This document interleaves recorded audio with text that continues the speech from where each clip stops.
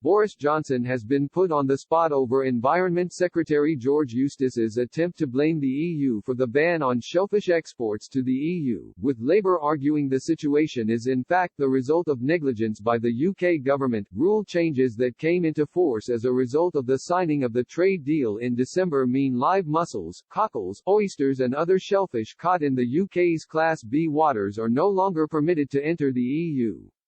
DEFRA had told companies they would be able to resume their operations on April 21 with the introduction of new regulations, but the European Commission subsequently said this was not the case. Mr. Eustace then accused the EU of changing its position and tried to arrange a meeting with European Commission officials, claiming he had previously been told the bloc's insistence that the current rules are permanent was indefensible and legally wrong. Speaking to Channel 4 News, he claimed the EU had changed its position a couple of weeks ago.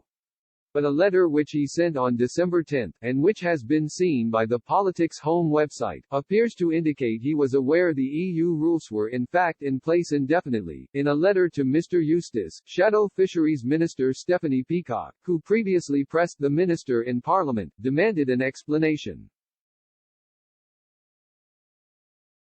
She asked, "During my urgent question I asked for sight of all correspondence between your department and the European Union on this subject. It seems extraordinary that after the 8 February 2020 exchange, no further discussion was had with the EU on this matter until last month, some 11 months later. I would be grateful if you could confirm as a matter of urgency if the correspondence laid in the Commons Library is in fact the entirety of communication between your department and the EU on this subject. This severe negligence will have long-lasting and serious ramifications for our coastal communities."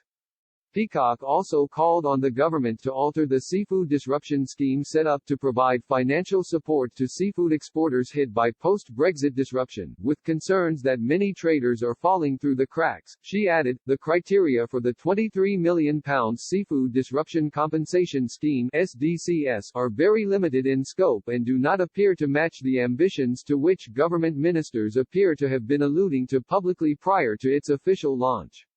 In many cases, these businesses have been tied up, shut down, and have had no income since the 1st of January.